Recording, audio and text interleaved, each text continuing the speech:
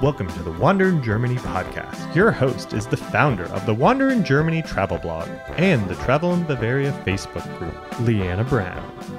Hey there, fellow wanderers. Welcome back to the Wander in Germany podcast, your ultimate guide to traveling stress-free in the land of sausages, castles, and Autobahns.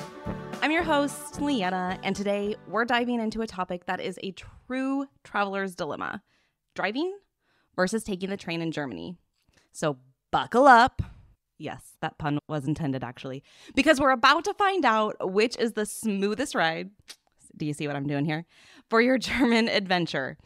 Yeah, go ahead and expect quite a few more of these puns here. Now, today, I'm not going to deep dive all into the details and specifics of driving in Germany and all the nuances of taking trains in Germany, because those are full episodes in and of themselves. Besides, I don't really want to bore you with learning words like Ausfahrt. Sorry, I've lived here for 10 years and I still giggle. Yeah, so anyways, if you're not even going to be driving in Germany. So instead, we're going to do a quick rundown of pros and cons to each driving and taking the train so that you can simply figure out which method of transportation is going to be best for you.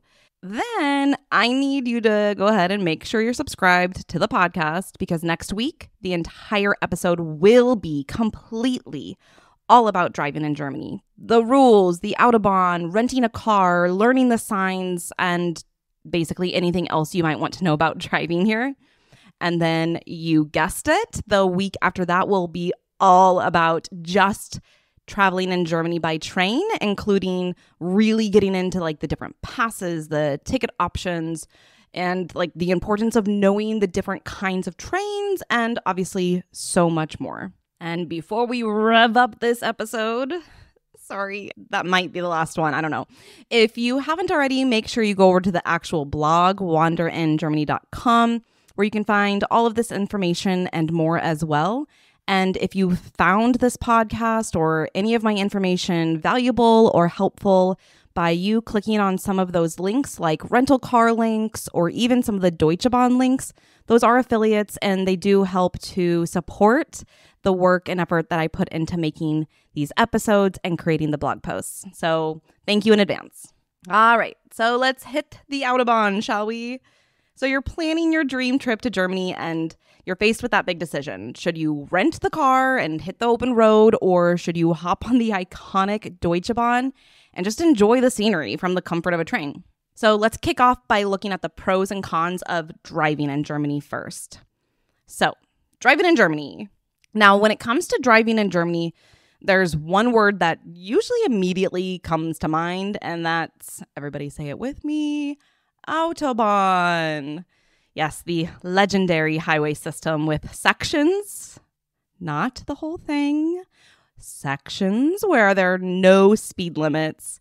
It's basically every car enthusiast's dream and anybody with anxiety's worst nightmare. So there are a lot of pros to driving in Germany, and I'm just kind of going to run down this list real quick with you. So probably the biggest pro of driving in Germany is that freedom to explore. So with a car, you have the freedom to basically go wherever your heart desires, and even go to those, as cliche as it sounds, those off the beaten path gems. And it just really gives you that flexibility, which is actually kind of like point number 2, but that flexibility to go to even places that are a little bit harder to get to with train. The other big point, like I said, was flexibility, and that's not just on where you want to go, but it also gives you a ton of flexibility for your schedule. So I know so many tourists who come to Germany and they have a pretty tight schedule. Maybe they have 1 week, maybe they have 2 weeks. No matter how long you have, my bet is that you're trying to cram in as much as you possibly can. And while I have my own qualms about that in and of itself, that's a different episode also. But basically, with a car, you do have that flexibility to cram a little bit more in than if you were just to take the trains. Because with the car, I'm not saying it's always faster. It sometimes is, not always.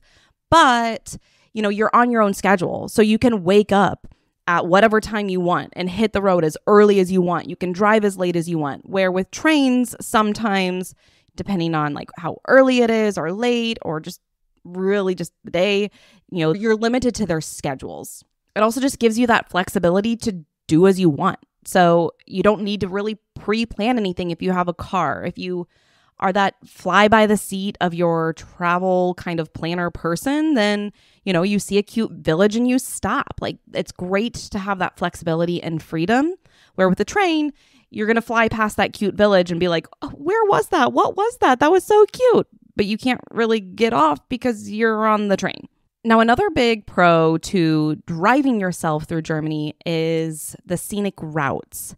Now, the countryside itself is gorgeous all throughout Germany, and you can actually get that with the train as well. So I don't think that just seeing the countryside is enough of a pro in and of itself. However, there are specially designed, basically like tourism routes that more or less like the German Tourism Board has put together. You've probably heard of the most famous one, the Romantic Road. And these are like quote unquote scenic routes that kind of have a theme to them usually. So for example, like I just said, there's the Romantic Road, which I also kind of have some qualms about. I think it's great for first timers, but I think it's also pretty overrated, which is why I actually created my own alternative to the Romantic Road, which I like to call the Under the Radar route. I know it sounds really fancy. I don't have a marketer, so this is what you get with me. My really lame titles of things. So, if you want that romantic route, usually when you think romantic, you think cute, quintessential, charming, and you get that in some of the places, but I think it's pretty over publicized. And so I wanted to create a quote unquote route that gives you actually all of those things and is much less off the beaten path. But anyways, there's other scenic routes too. There's like the Alpenstraße, which is like this gorgeous route through the mountains. Or I think there's even like a Cheesestraße or something in the Allgäu region. There's a castle route. There's a wine route, which I still have yet to do. I don't know how I haven't done this yet. My point is that these are things that you really do need a car with. Like the Romantic Road, as famous as it is not doable by train. You can basically hit Rothenburg and then take a train down to Neuschwanstein, which honestly, even if you're driving, those are the two main stops on the route I recommend anyways. But if you're wanting to hit any of those other smaller towns like Dinkelsbühl and things like that, it's not going to happen by train. All right, so now for the flip side of driving in Germany, there's obviously some cons as well. And I would probably argue that the biggest con to driving in Germany as a tourist is the cost of renting a car. Just the cost alone can be really expensive. And the problem is a lot of times tourists are just looking at the initial price of a train ticket versus a rental car, like maybe day by day. And they haven't even thought about the gas prices. Gas in Germany is so expensive. It is way more expensive than it is, for example, in the US. And it can really, really add up. So cost is actually a huge contributing factor to me saying that driving isn't always the best option. The other thing about driving in Germany, or I should say renting a car in Germany, is most cars are actually going to be manual. And so if you want an automatic car, that's an automatic price increase. And then sizes of cars is another huge one. So for example, if you have a group or you're traveling even as a family, having to rent a van suddenly is going to cost 3 times as much as just renting a car. So it can really, really add up when just looking at a car rental price. Another big issue that I even personally have with driving in Germany is the size of roads. I mean, it makes sense, like we're in a place that literally like has 1,000-year-old town all over the place. And, when it was built in the medieval ages, they weren't exactly building their roads for SUVs, right? I mean, they weren't even building their roads for cars. So, I mean, they weren't even building their roads for like horse and carriages at that point. So obviously these roads oftentimes are really narrow and small. And therefore, you're also going to be in a smaller sized cars usually. But even if your car is smaller and you're driving on this road that is small also, it can be like nerve-wracking sometimes when there's hardly any wiggle room in between you and somebody else. And this is more on street driving or on the Bundesstraße, which is like the highways, not necessarily the Autobahn. The Autobahn is like driving on an interstate. Like anywhere else, it's pretty straightforward. Besides like the speed limit part, it's actually not very scary. And even with the speed limit part, it's actually not very scary. But we'll get into that later. But funny enough, the whole size thing is actually a pretty important topic. But like, let's go back to that whole size thing. So the other issue is parking spaces. So because cars are smaller here, oftentimes the parking spaces are really small. So even if you do have a smaller car, it still is going to be this really tight space that you are not used to parking in. Like I just went back to the US for a trip to visit family, and I remember pulling into a parking spot at the grocery store and being like, wow, this feels so luxurious. I've got so much space, because I'm so used to having to like, even with my small car, having to like fit in and cram into this small spot. And it's, talk about nerve-wracking. I hate parking. I hate parking in Germany so much that if I can, I will bike or take a train somewhere. So where I live in Regensburg, if I can, I will just bike wherever I can so that I can avoid parking. And that's just the spots. The cost of parking is also really expensive. So parking doesn't always come with your hotel. A lot of the time, you actually, especially in the bigger cities, you actually have to pay for parking. And it's usually at a garage, and it's usually around 20 euro or so a night. And again, that's going to add up. And if you don't park at the garage for 20 euro a night, it's really hard to find parking on streets in the bigger cities. And there's, again, a lot of nuanced rules with parking, like certain meters, having to like buy little tickets to put in your windshield. And if you don't know that parking culture and etiquette and rules, it's pretty easy to do something wrong and, oops, show up to a ticket on your car. Another thing about driving in Germany is the Staus, basically the traffic jams. So the Autobahn is lovely and amazing for so many reasons. However, if you get stuck in a Stau, we're talking like potentially hours worth of lost time. And depending on how bad the Stau is, like you could be at standstill. I don't mean stop and go. I literally mean standstill traffic. This is not an exaggeration, for hours. Now, that's not super common. Like a Stau is common. So a traffic jam is common. The standstill isn't super common. But I want you to think about the Autobahn for a second. When you can drive in sections for as fast as you want to go, if there is an accident, it is usually pretty bad. And that's when like an Autobahn will pretty much shut down. And it could be shut down for hours as they clean up that wreckage, clean up whatever else they need to. And meanwhile, everybody's just getting backed up behind them. Now, again, like I'm not saying that to scare you, because that in and of itself is not very common. In fact, I'm probably going to make up this statistic, so don't exactly quote me on it, but it's something like Germany has less car accidents per whatever, blah, blah, blah, than other places. I know that was really scientific and factual. But my point is that even with high-speed driving, that car accidents aren't super common. But my point is that when they are happening, they can be really serious.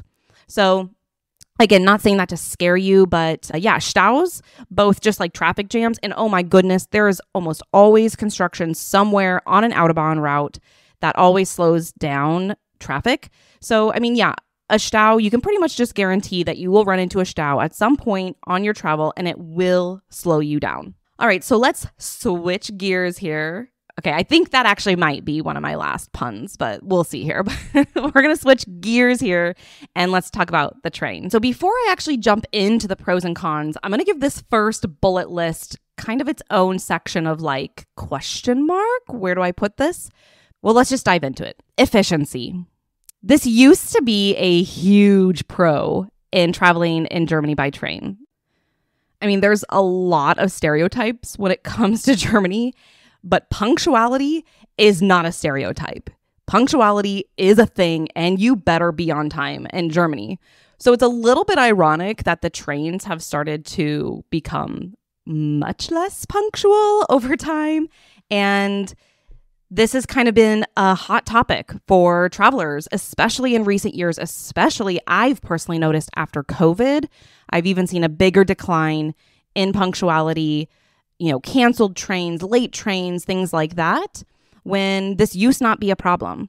I used to swear. In fact, I think I even need to go and update my blog article, because when I originally wrote my blog article several years ago on train travel in Germany, I said, I've never been late for a train. Or that's not true. I've been late for a train. A train has never been late in Germany. And I feel like Deutsche Bahn did me dirty, because I wrote that, and then several months later, it just started to go downhill. And again, I'm not saying that it's like the Autobahn and the car accidents. This is not a hard and fast rule. I've just been seeing, and not just me, this has become like I said, a hot topic in Germany, that Deutsche Bahn is not living up to its reputation of efficiency and being punctual. Now, that doesn't mean that I don't love taking the trains in Germany. In fact, it's my preferred way, even over driving. But I also have some caveats with that, and I'm going to kind of dive into that a little bit later, because right now I just wanted to get that out of the way, that it used to be that Deutsche Bahn had efficiency and punctuality in its pros list. And now I don't know where to put that, because some people will put it in the cons, saying, no, it's not efficient anymore. It's not punctual anymore. And that is something you really need to be taken into consideration, where I'm still kind of like, I don't know, it works for me most of the time. And honestly, for me, when I do regional train travel, which is the majority of train travel I do, I'm not stuck on a schedule. Let's talk about more of the pros, okay? So yes, maybe efficiency. Let's maybe put efficiency into the pro list. Another pro is German trains are reasonably really clean, and I really enjoy traveling on them because of this, because, even on busy trains, typically, you go into the bathroom and there's actually toilet paper, and just overall, we're not talking spotless here, folks, but it's public transportation. With that being said, it's clean, okay? So another big pro for me is just that relaxation part. For people who really are scared to drive in a foreign country, which is totally understandable, being able to just sit back on a train is such a weight lifted off of them, to not have to worry about the driving rules, the driving etiquette, just the stress of driving somewhere, even just driving in the cities. Even if you are a good driver, sometimes driving in big cities is really stressful. So taking that off your plate for a vacation when you're supposed to be relaxing is a huge pro. And of course, going through the countrysides and seeing the villages pass you by while you're sitting there, you can drink a beer on the train, sitting there drinking a beer as you watch these villages go by is a really beautiful and wonderful German experience. And then, of course, I'm going to be your resident hippie today and pretty much every day and talk about, yes, the trains are more eco-friendly. So that's a really good benefit of taking the trains as well if you are a little bit more into green traveling. All right, well, just like with the driving in Germany, there are obviously cons to taking trains in Germany. So let's kind of get into that next. I've already alluded to a lot of these, so we might kind of fly through some of this. But the biggest one I would argue is that limited access. So again, probably could have put some of this on the pros list too, but the trains and buses and public transportation in Germany gets you to some pretty remote places. So it's not so much that it doesn't get you there. It's more that it is harder or it takes a lot longer. So there are For example, the village that I lived in previously when we first moved to Germany, 10 years ago, less than like 2,000 people lived in this village. And yet it had a main train station on a main train line. And I could zip around to really wherever I wanted to. It was, back in the States, as a town that size would not even like have a bus station. I don't know. So that concept is a little bit hard to describe because yes, there are trains and buses that get you to all corners of Germany, but the question is how much time and effort do you want to put into that? So for example, especially when you start getting into like the mountains and things like that, from Munich, I can drive down to some of the mountains in less than 2 hours, but by train, it might now be 3 or 4, depending on where I want to go, just because it's harder to get trains in mountain areas where there's obviously more streets and things like that. So the limited access, depending on where you want to go, can be difficult. Now, I say all that, but if you're going to like major sites, major cities, it's a breeze. It is such a breeze. It is so easy, and I highly, highly would put that in the pros list then. Another big con is the fixed schedule. So, you really need to stick to the train schedule, which depending on what train ticket you have or where you're going next is less flexible. I do also want to point out, not to be a broken record, but to go back to the punctuality thing. If this is truly becoming a bigger issue with Deutsche Bahn and is going to continue to be a bigger issue in coming years, fingers crossed they kind of get this figured out. But basically, if you are on a tight time schedule, so for example, if I'm in Munich and I need to be to Berlin by 2:00 because I have a tour that I need to go to at 3, I'm pretty reliant on that train to be on time. And so if you have those situations where like you really have to be somewhere in a certain amount of time, especially if it's longer distances that you have to cover, then that can be a con too. If, because you're fixed to that schedule. And if for some reason the Deutsche Bahn schedule is messed up, now you're messed up. All right. So at the end of the day, how do you even decide which option is right for you? And if you couldn't tell by now, I'm going to give you the cop-out answer. It depends. It depends on you. It depends on your schedule. It depends on your budget. It depends on how you want to see Germany. So unfortunately, when people always ask me, well, should I rent a car or should I take a train?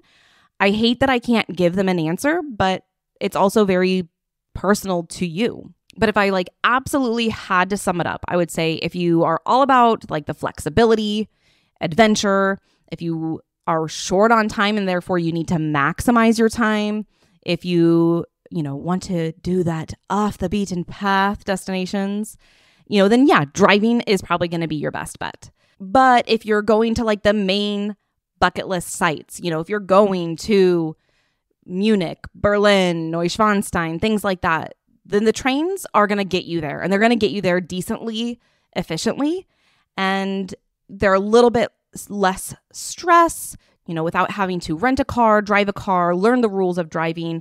It's more eco-friendly. And so if that's the case, then I would say train travel is definitely the way to go. However, plot twist, I usually end up recommending to people to mix it up. So I tell people to rent a car for part of your trip and do the train travel for other parts. Now, the key here is figuring out when to do the train travel versus the driving. And for me, basically, I tell people if you're going to be in a big city, don't have a car. There's no reason to have a car in the cities. There are great local public transportations. You can usually get from big city to big city really easily. And God, parking and driving in the cities is a nightmare. So if you can avoid that, then those days don't have a car. So for example, let's say you fly into Munich. Spend a few days in Munich, don't get your car, and on your third day or whatever, when you're ready to head down to the mountains or head over to the Black Forest or something like that, then rent your car. So obviously you're not going to take a car back and forth to a rental place, but if you can minimize the days that you need it, then that's even better. The other side of that is, and I'm going to get into this when we talk about our driving episode, but if you have a car and you are going to a city, my biggest tip to you is to find a park and ride. Again, I'm going to explain all of this next week in our episode, but basically you are going to park on the outskirts of the city, and it's way cheaper, and the parking spaces are usually way easier to park in, and there's usually an S-Bahn right there. You hop on that and you zip into the city center in less than 10 minutes or so, and you just pay like a small daily fee to park your car out in, a lot out on the outskirts. And then you just take the public transportation for the next few days while you're in the local city. And then you still have that car at the end of, that city trip to then go to your next destination.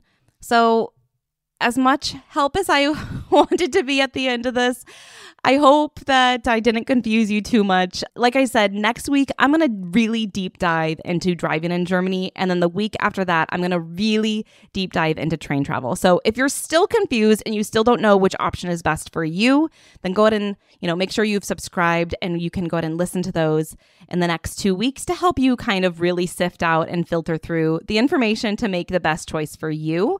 But hopefully with those pros and cons list, it started to give you a little bit of a vision, a little bit of an idea of if train travel or driving is best. Now, you actually might be wondering hey, Leanna, what do you do? And the reality is like I said, I practice what I preach. Sometimes I'm driving, sometimes I take the train. It really just depends. So for example, if I'm staying here locally within Bavaria, I often am not on a real strict time schedule. So I'll hop on a train. I don't need a certain train because I have the Bayern Pass, which means, never mind, we're going to get into that. We'll get into the Bayern Pass in our train travel guide. My point is that it's easy, it's flexible, and, I can get to most places that I need to in a short amount of time.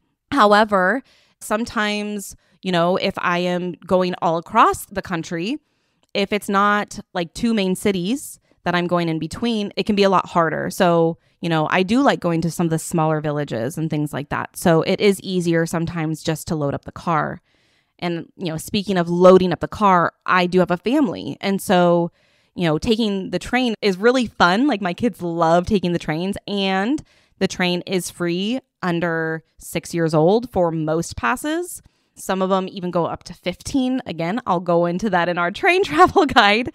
But my point is, with kids, the train travel can actually be a really nice, affordable way to get around. However, again, you're stuck to that schedules. And when we're talking kids and things like that, sometimes schedules and kids don't always go hand in hand.